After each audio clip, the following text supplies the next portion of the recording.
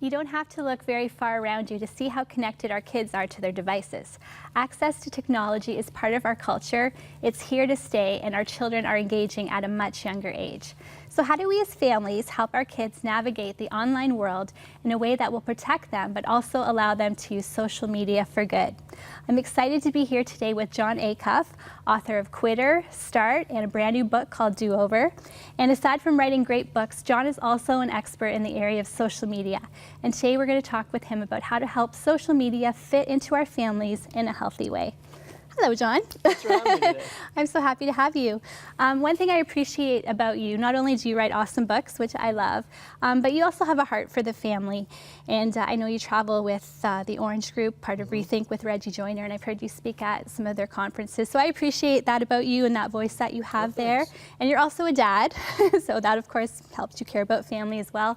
And actually we have this picture that we're going to show right now, and I think you posted it about a month or so ago, and it's a rather impressive creation by your daughter of her. Tell us about it. My daughter Ellie, rainbow loom bracelets are really big in America, and they make little bracelets out of them, and she said, I'm going to make a skirt, a wearable skirt. And so she spent 6 months working on it. It's 11,000 bracelets, and it weighs probably 2 pounds. That's pretty incredible. Yeah, so she had a lot of fun doing it. Yes, I have a rainbow loomer in my house too, and the biggest thing she made was a phone case, which was pretty impressive. That is, yeah. The skirt, that's I had one of those phone cases for like a week, just long enough to make them know I love them, but it was a terrible case. Very little protection. Yes. So as a father with 2 young girls, what are some things that I know a lot of my friends who are parents are, they're concerned with social media and their kids. What are the questions we should be asking when we start out on this journey with our families? Well, I think the first thing to remember is it warrants a conversation. I always tell parents, we're the first generation to deal with it. Every parent group before us had conversations about sex education or topics like that, but no other group of parents has ever had to figure out the digital footprint with their kids. So give yourself some room to talk about it. It's okay to not know what to do. The second big thing is a lot of parents will say, I'm afraid I'm not as tech savvy as my kid. I'm afraid of that. And I always tell them, you're not going to be. Like, don't fight that battle. That's the wrong battle. Your child, I mean, my child, have you ever seen a 3-year-old use an iPad? It's terrifying. They can swipe, they know everything. My kids will change settings on my phone sometimes. They're growing up with technology. I didn't get an email address until I was a junior in college. My kids had one in 2nd grade. So they're going to be ahead of us. It's about fighting for the truth. If you can come up with 4 or 5 key truths about here's how our house engages with technology, all the different tech can change. It can constantly change, but your family will know these are how we engage.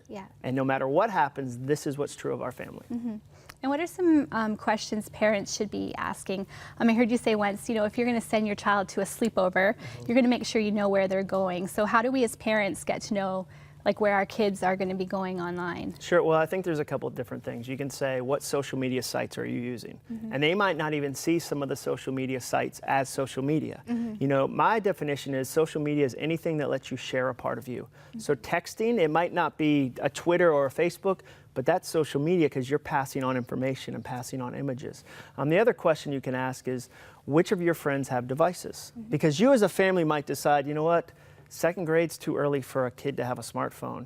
But you'd be surprised that other parents get to make other decisions for their families. And if their friend has a smartphone, your kid now has a smartphone. Because when they go to that sleepover, they can create content.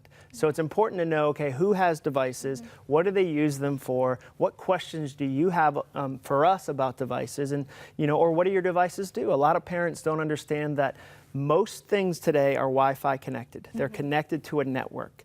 And so you might think it's just a really cute phone, or it's just a really cute camera, or it's just a video game system, but it's all networked now. So you need to ask your kids, hey, are you able to play video games with people from around the world? When I was a kid, my mom knew if Dave Bruce was playing Mike Tyson Punch-Out with me on Super Nintendo because she could look in her head and see in the living room that Dave Bruce was sitting there. Now it's a completely different world. Yeah. And I think for parents too, I know for myself with teenagers, it's hard because their phone, when your kids are little, you can limit the time they play, but as they get older, it almost develops into you have to start teaching values to and connect to your use to your phone, to your values, who are you? Because sometimes even on my phone, things come up that I don't want to see, and I think parents are concerned, of what their kids are exposed to. So what are the good parts of social media for a family? How can they use it for good? Yeah, there's a lot of great parts. I mean, something simple as finding a funny video and sharing it with your kids. My kids are now at the age where they'll come up to me and go, have you seen anything funny on the internet? And the chance to show them a silly video of a cat trying to climb a slide becomes a connection moment. I know dads with sons that'll say, my son has the ESPN app and he's constantly giving me score updates. And so we're connecting that way. So a good part is it's a connection place. Another great thing is that it's a practice space for a passion. I met a family and their son loved Legos. And so they helped him create a YouTube channel where he does Lego reviews. And in the safety of their own home, he gets to experience the wide world, and they can help him navigate things like never read a YouTube comment or never worry about what somebody says about what you created in the safety of their home. So they're going to use it. You have to look at it as these are the practice years so that when they graduate high school, they're going to be exposed to all of this and use it. I want to give them a space to learn the tools to help them navigate the rest of their life. That's so good. And I think too, do you ever, as a family, like go dark?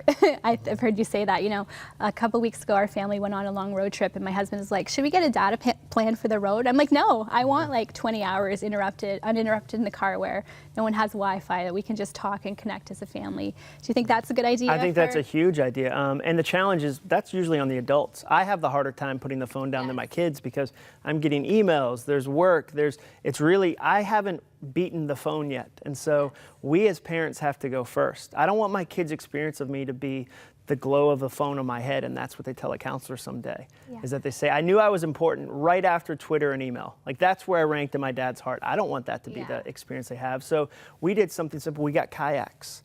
And because we knew out on the river in the mess of everything, we won't have our phones. I went to a water park and it was amazing because everybody in line was talking to each other because they couldn't have a phone as they waited for a slide. And you think that's just such a small thing, but those little things add up over time. So leaving your phone in a certain place, the phone goes to bed when your kids go to bed. Like it's a terrible thing to give your kid the whole internet in their bedroom at night. Like that is the combination for a disaster. Yeah, I agree.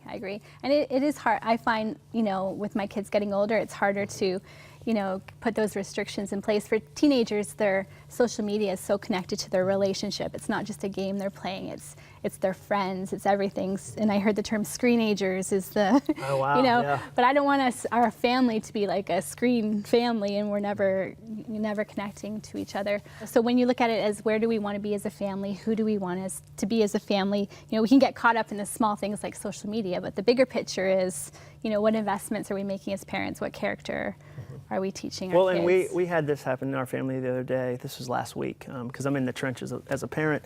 And we have these two llamas, these stuffed animals that we call Barry and White because awesome. And we always do little plays with them. And I put one online, like an Instagram one.